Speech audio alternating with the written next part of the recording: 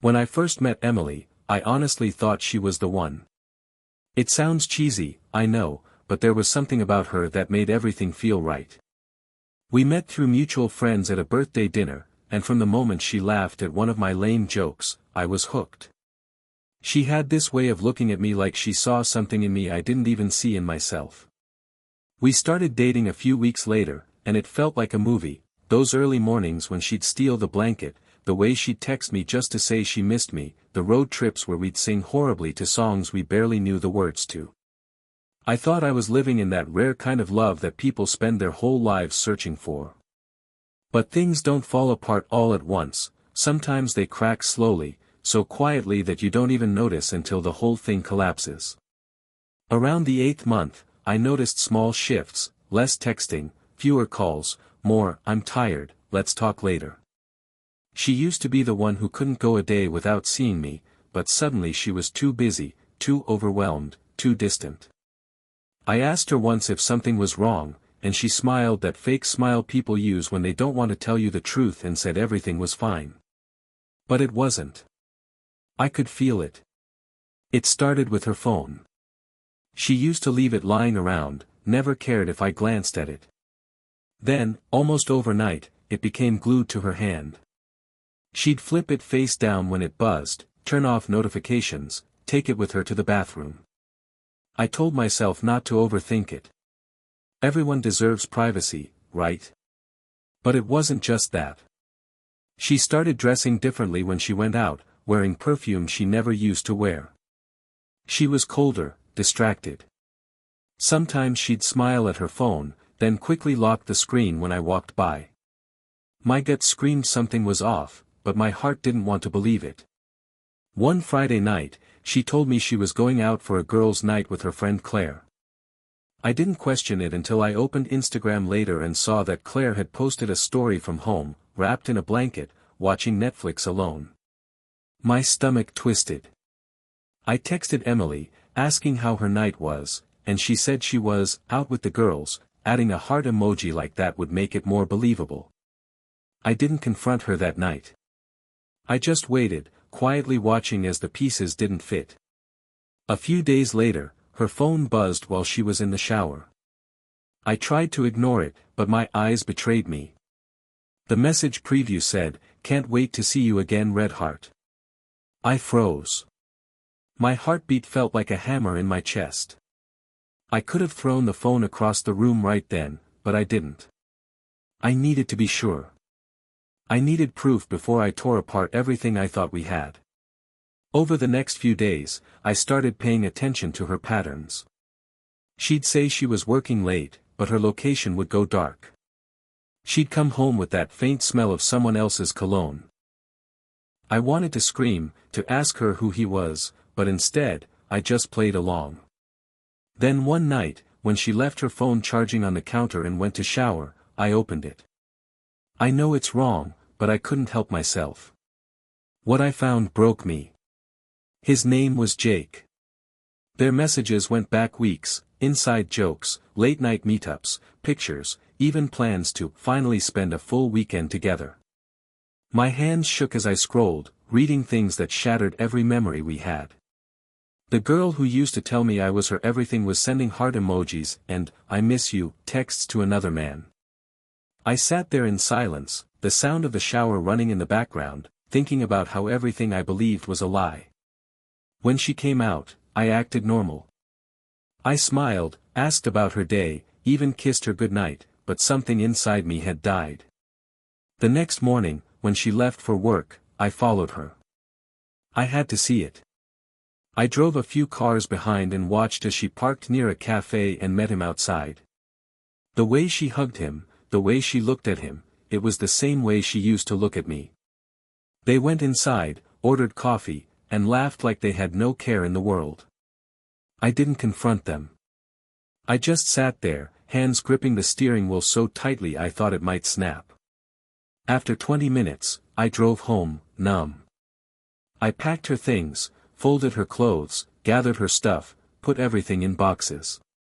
When she came home that night, she froze. "What are you doing?" she asked, her voice shaking. I told her I knew. Her face went pale, then red, then pale again. She tried denying it, said I was crazy, then broke down crying and admitted it. It didn't mean anything, she sobbed, like that made it better. I didn't yell. I didn't cry. I just told her to leave. She begged me to talk, said she made a mistake, but I couldn't even look at her. When she finally walked out the door, I stood there in silence for what felt like hours, staring at the empty space where she used to be. The first week was hell. I couldn't eat, couldn't sleep. Every song, every smell, every place reminded me of her. I kept wondering how someone could say they loved me one day and cheat the next. My friends told me I'd get over it, but it didn't feel that way. Then, a few weeks later, I ran into Lily. She was part of Emily's wider friend group, though they weren't close. In fact, Emily used to talk badly about her, calling her the ugly one or the weird friend. I never paid attention to that because I thought Emily was just joking, but when I saw Lily again, I realized how wrong she'd been. Lily wasn't ugly, she was soft-spoken, kind, and had this quiet beauty that didn't need attention. I ran into her at a coffee shop, and she recognized me right away. "Hey," she said gently, "I heard about what happened. You didn't deserve that." I didn't expect kindness from anyone connected to Emily, but there it was, simple, sincere compassion. We talked for almost an hour that day. She made me laugh for the first time in weeks. It felt strange, almost wrong, to feel light again. We exchanged numbers, and after that, we started meeting up. At first, it was innocent, just two people who'd been hurt, finding comfort in someone who understood. But as the days went on, I started to look forward to seeing her more and more. There was something about Lily that felt grounding, genuine, like she actually saw me. No games, no secrets. I didn't know it then, but that small spark between us was about to turn into something I never expected, and something that would make Emily's betrayal seem like the start of a story I never saw coming. After that first time I ran into Lily, I couldn't stop thinking about her. It wasn't romantic at first, not even close. It was more like finding a person who reminded me that there were still good people out there, people who didn't play games or hide behind lies.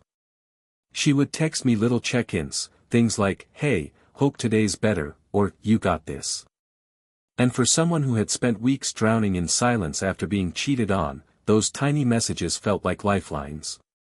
We met up again a few days later, this time intentionally, for coffee at the same place where I'd once caught Emily with Jake. It was weird sitting there, like I was facing a ghost, but Lily somehow made it okay. She listened when I talked about the breakup, but she never pried. She didn't pity me either, she had this calm way of just being there. Over the next few weeks, our hangouts became routine. Coffee turned into lunch, lunch turned into dinner, and before I realized it, I was actually smiling again. There was something refreshing about Lily. She didn't need to be the center of attention, didn't care about how things looked online, didn't perform emotions, she just was. One night, after we'd spent hours walking through the park, she admitted something that threw me off. She said that Emily used to talk badly about me too. Apparently, Emily had told her I was too clingy, that I didn't have enough ambition, that she was keeping her options open. Hearing that was like reopening a wound that had barely scabbed over. But Lily's voice was soft when she said it, almost like she didn't want to hurt me with the truth.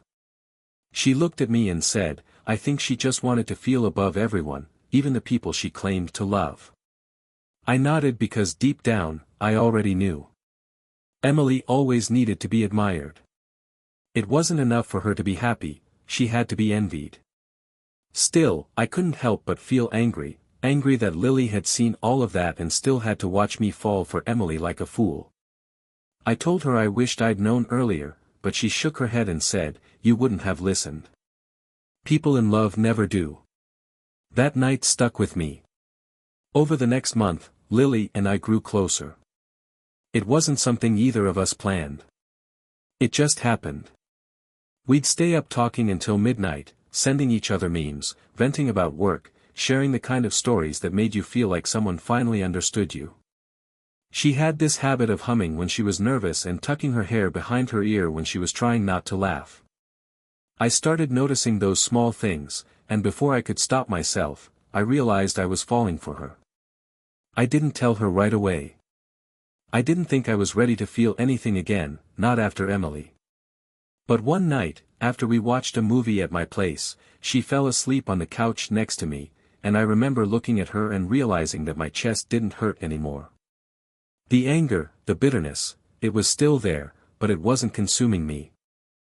It was being replaced by something gentler, something that felt like hope. The next morning, I woke up to find her making coffee in my kitchen like it was the most natural thing in the world. She turned around, smiled, and said, "You were talking in your sleep." Said something about tacos. I laughed for the first time in months without feeling guilty about it. That was the moment I knew something had shifted between us. Still, I was scared. Part of me thought maybe I was just trying to fill the hole Emily left behind, that I was fooling myself into believing I could trust someone again. But Lily was patient. She never pushed, never asked for more than I was ready to give. And then, just when I thought things were finally calming down, Emily came back. It started with a text, just my name and a period. Then another one, "Can we talk?" I didn't answer. A week later, she showed up at my apartment. I opened the door, and there she was, looking exactly the same but somehow smaller, weaker. She started crying immediately, saying she'd made a mistake, that she missed me, that Jake wasn't who she thought he was. Apparently, he had been seeing someone else too, and when she found out, he ghosted her. I stood there, listening, feeling nothing.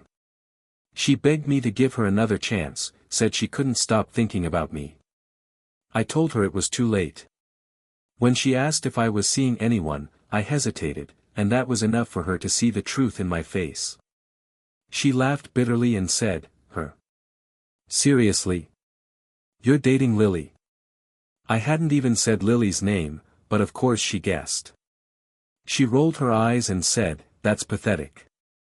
She's always wanted what I had." I told her to leave. She stormed out, calling me names, throwing insults that used to hurt but now sounded hollow. I thought that was the end of it, but I underestimated Emily's ability to make chaos.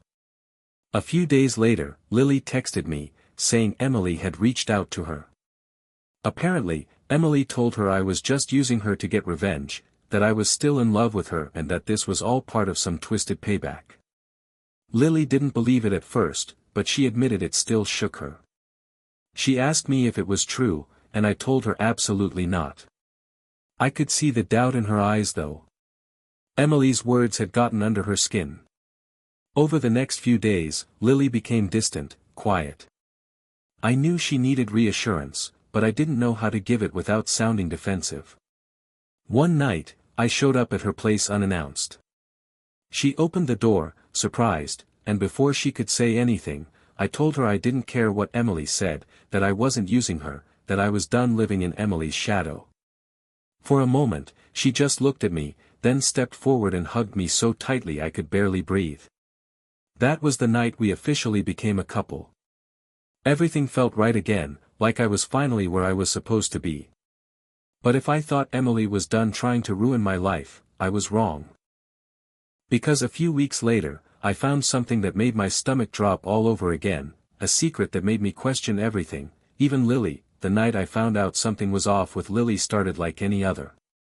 We had just finished dinner at her place, laughing about some ridiculous video she showed me, and everything felt normal, calm, easy, like the kind of night where you don't expect your world to turn upside down. She got up to wash the dishes, and her phone buzzed on the table. I didn't mean to look at it, I swear, but my name flashed across the screen. Only it wasn't a message from me, it was a text about me. From an unknown number, the message read, "He's already moved on." Wow, that didn't take long. And Lily's reply, sitting right there for me to see, said, "Yeah, but don't worry. He'll get what's coming." My heart stopped. I stared at the screen, reading those words over and over, trying to make sense of them. Was she joking? Was it out of context? I didn't know what to think. I tried to play it cool when she came back into the room, but I couldn't shake the feeling that something was very, very wrong. That night, after I left her apartment, I couldn't sleep. My mind was racing, connecting dots that I didn't even know were there. Who was she texting? What did she mean by that? The next day, I did something I told myself I'd never do again. I snooped. I knew her phone password from when she asked me to cue a song on Spotify once, and while she was in the shower, I opened her messages. What I found didn't destroy me the way Emily's betrayal did. This time, it left me cold, almost numb. The person she'd been texting was Emily. There were dozens of messages between them, going back weeks. At first, I couldn't even process it. The two of them talking. It made no sense. Emily was the one who called her ugly and pathetic. Why would they even be in contact? But there it was, text after text. Emily had reached out after finding out we were dating, pretending she wanted to make peace. But the conversation had gone much deeper. It looked like Lily had agreed to help her make things right, though what that meant wasn't clear. Some messages sounded like Emily was fishing for details about me, where I worked now, who I was seeing, what I said about her. Lily didn't give her much, but there was enough to make me wonder if she was protecting me or playing both sides. Then I found the text that made my hands shake. Emily had written, "Just keep him close. He'll slip eventually." And Lily's response, "Don't worry. I'll handle it." That was it. No context, no explanation, just those words. I felt sick. I didn't confront her right away. I couldn't. I didn't even know how. Instead, I started paying attention, what she said, how she acted, when she texted. She didn't seem suspicious, which almost made it worse. She was affectionate, kind, the same Lily I thought I knew. Every time she smiled at me, all I could think about were those words, "I'll handle it." A week later, things escalated. I got a message from a random number, an unknown contact. It was a photo of me and Lily together at the park, taken from a distance. No caption, just the image. I felt my blood run cold. Someone was watching us. I showed it to Lily, expecting her to freak out, but instead, she looked shocked for a split second before saying, "This must be Emily." Her reaction seemed real, but something about it didn't sit right. She didn't seem scared, just annoyed. I told her we should go to the police, but she said it wasn't worth it, that Emily was just trying to mess with us and that reacting would only encourage her. Against my better judgment, I agreed. But deep down, something inside me had started to crack again. I didn't want to believe Lily was part of it, but I couldn't shake the unease. A few nights later, I got home from work to find an envelope taped to my door. No address, no name, just a plain white envelope. Inside was a printed screenshot of texts between me and Lily, ones that only she should have had. The message included a handwritten note that said, "Still think you can trust her?" That's when I lost it. I drove straight to Lily's place, stormed in, and slammed the paper on her counter. She looked genuinely confused at first, then scared. I demanded to know what was going on, how my private messages ended up in someone else's hands. She swore she didn't know, said Emily must have hacked her phone or found some way to get in.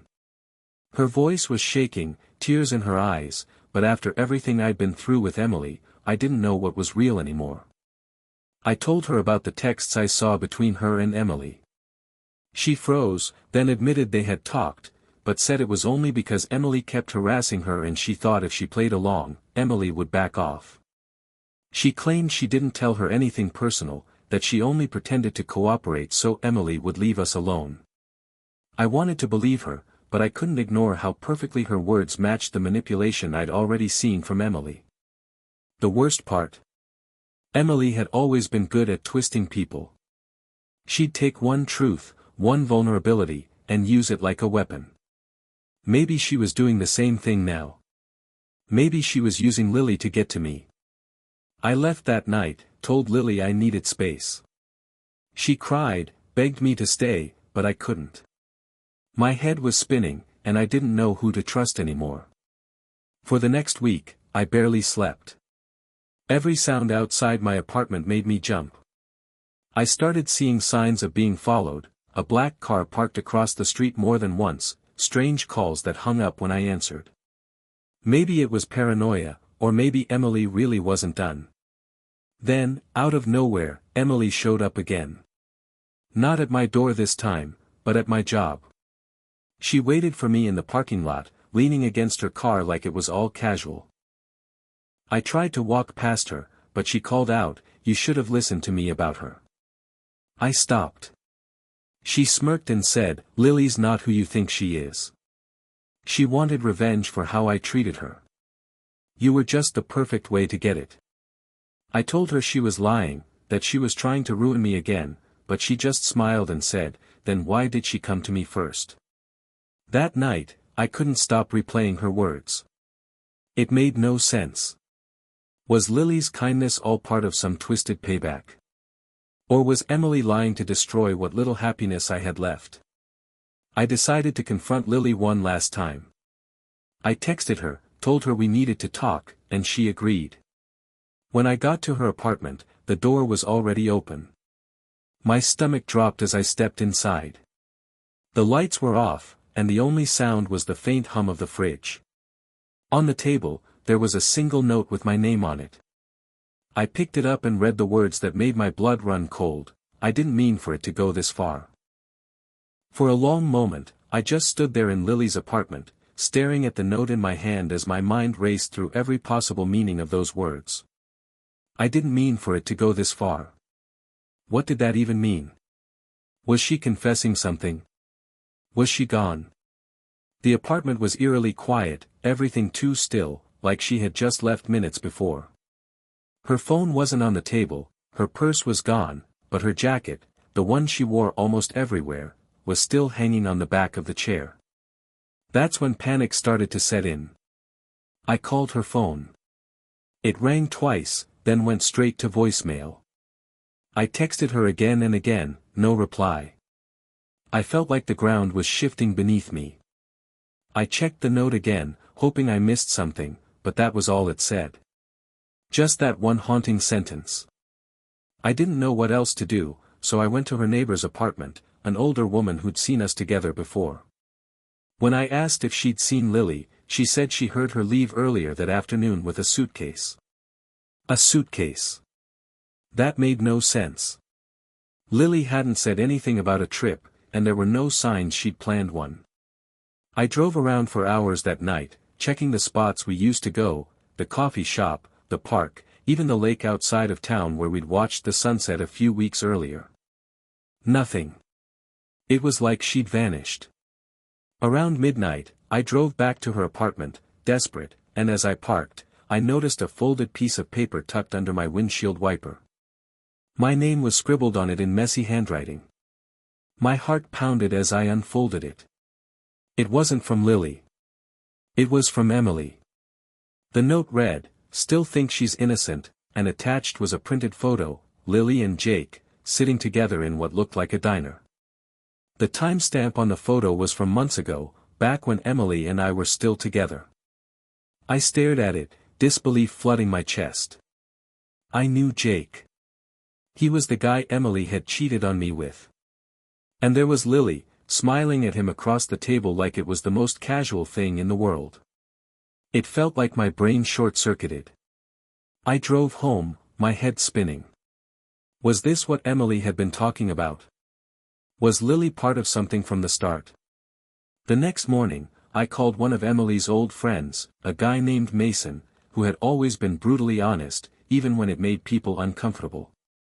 He told me he'd seen Lily and Jake together a few times back then, that they used to hang out occasionally, and that Emily once mentioned they'd hooked up before. I felt sick. Everything I thought I knew about Lily was unraveling. That night, I went back to Lily's apartment one last time. The lights were still off, the door locked, and no sign she'd been back. I called again and again. Nothing.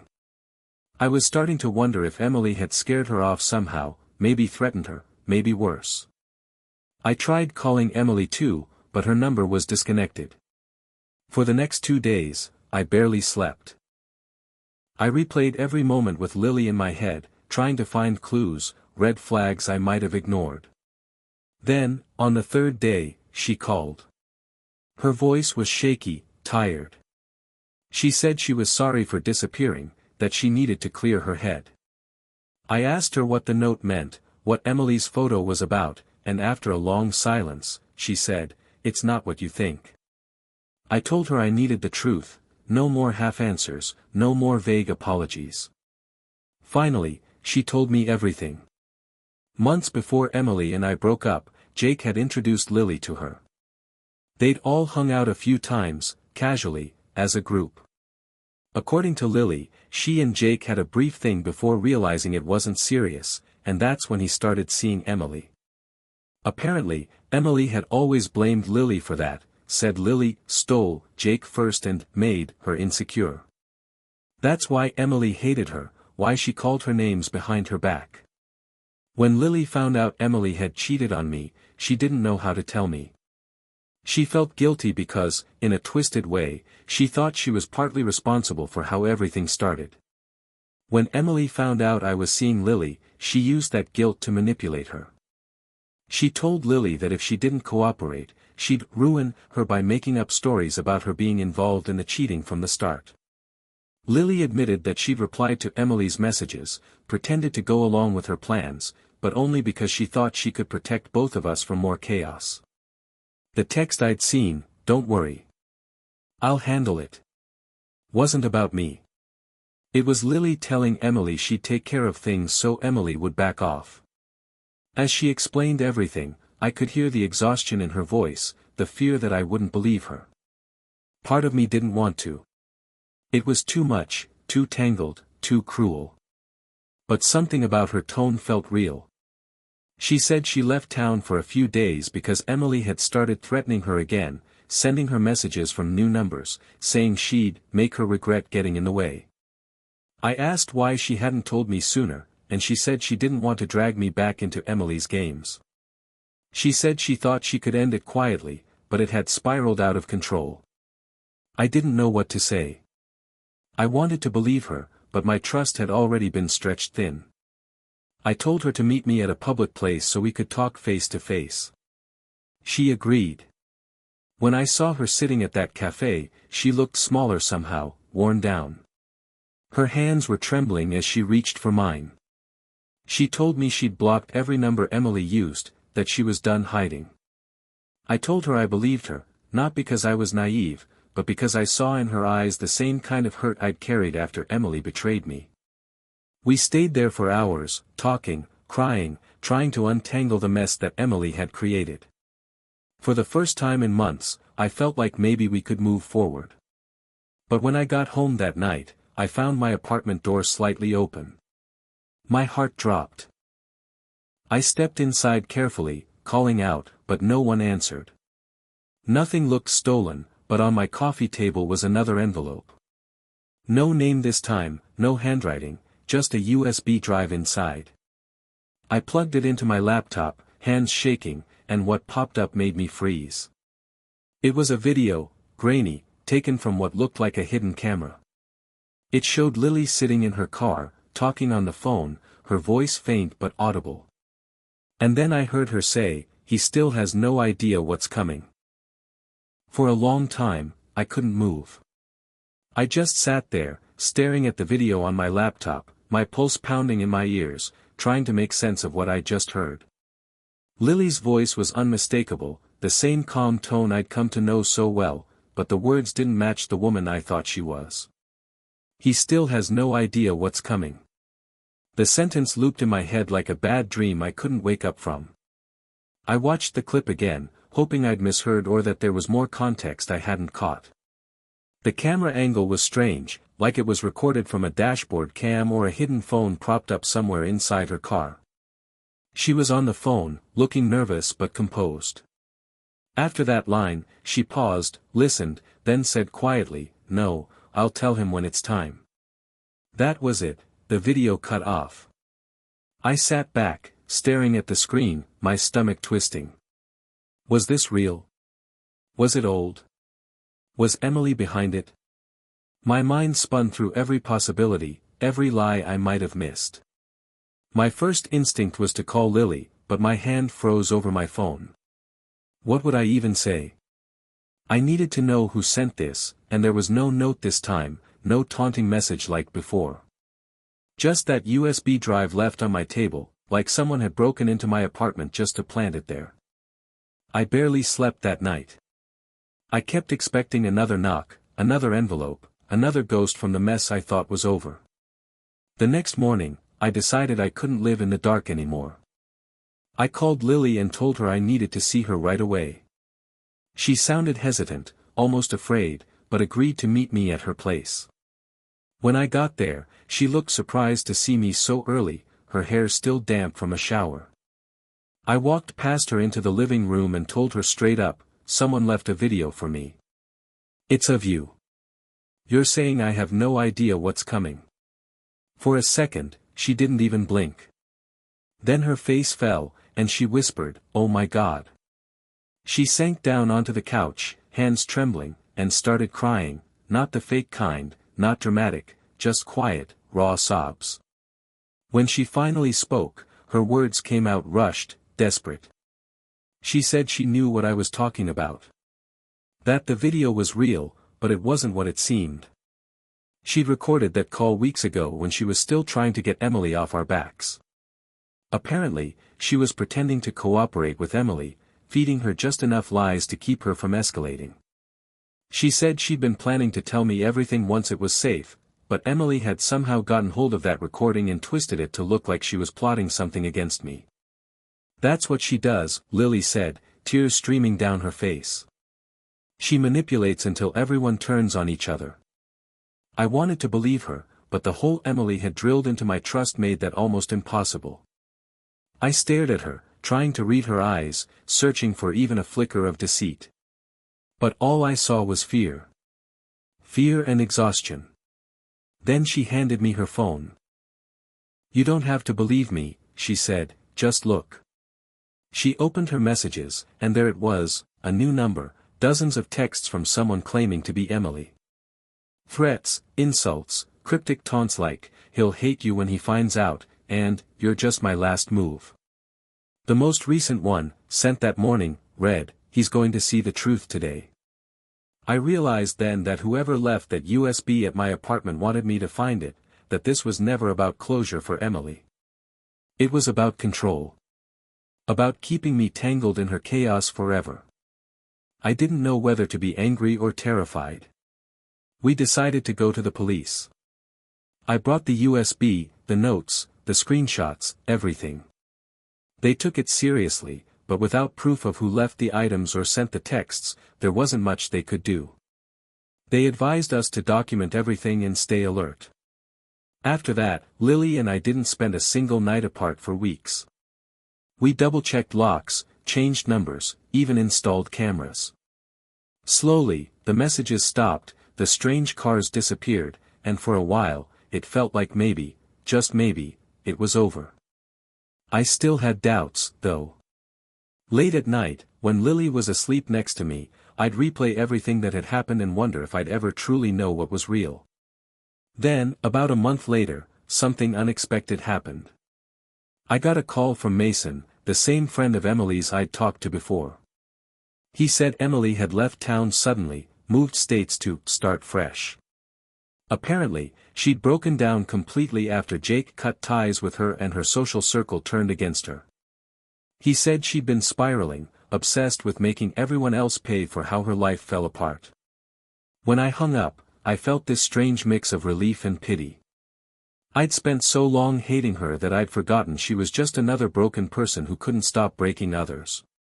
Over the next few months, things with Lily settled into something real, something steady. The noise quieted, the fear faded, and the chaos Emily brought into our lives started to feel like a bad dream that was finally losing its grip.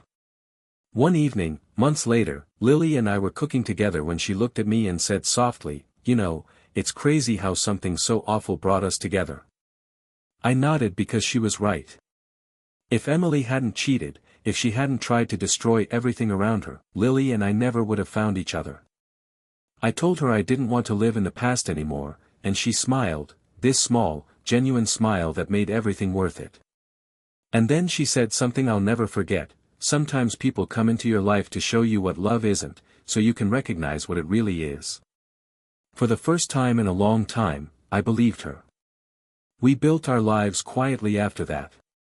No more drama, no more ghosts. Just peace.